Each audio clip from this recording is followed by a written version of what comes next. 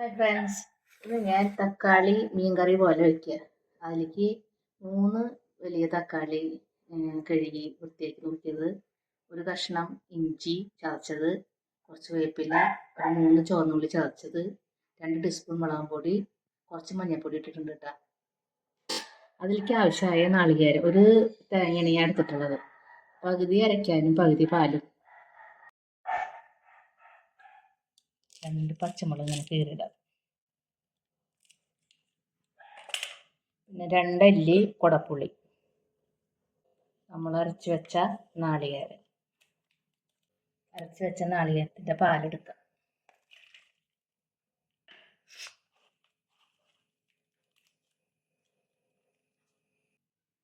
എല്ലാം കൂടി മിക്സ് ചെയ്യുക.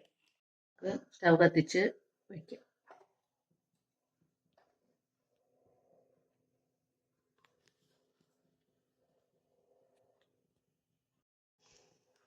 സ്റ്റൗ കത്തിച്ച് നമുക്ക് വയ്ക്കാം. ഇത് വറ്റണ വരെ വെയിറ്റ് ചെയ്യാം.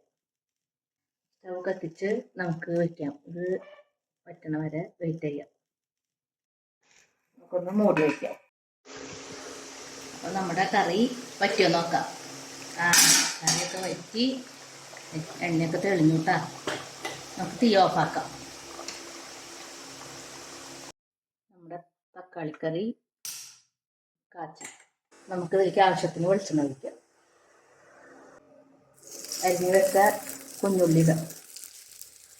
ഇതൊരു 10 കുഞ്ഞുള്ളി അരിഞ്ഞ് വെച്ചതാണ്. ഇത് നന്നായി മൂക്കട്ടെ. നമ്മുടെ ചെറിയുള്ളിയൊക്കെ നന്നായി മൂത്തു. കുറച്ച് വേപ്പിൻ്റെ ഇടം തീ ഓഫാക്കാം.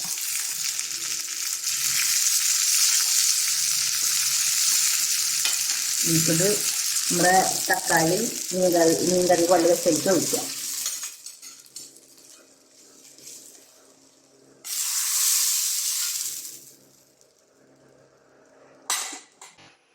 നമ്മുടെ തക്കാളിക്കറി മീൻ പോലെ വെച്ചത് റെഡിയായി. ഇതെല്ലാവരും ട്രൈ ചെയ്യണം. കണ്ട നല്ല നിറയൊക്കെ ആയി. നല്ല ടേസ്റ്റാണ് ഇങ്ങനെ വെച്ചാൽ. ഇതിലേക്ക് ഞാൻ ഉപ്പിടുന്ന കാര്യം പറയാൻ മറന്നുപോയി. നിങ്ങൾ ആവശ്യത്തിന് ഉപ്പിടുക. പിന്നെ ഇത് നല്ല നിറം കിട്ടണമെങ്കിൽ നിങ്ങളിത് കാച്ചുമ്പോൾ കുറച്ച് മുളകും പൊടി ഇട്ടാൽ മതി. അപ്പോൾ നല്ല ഭംഗി ഉണ്ടാവും കറി കാണാൻ. എല്ലാവരും ലൈക്ക് ചെയ്യുക, ഷെയർ ചെയ്യുക, സബ്സ്ക്രൈബ് ചെയ്യുക.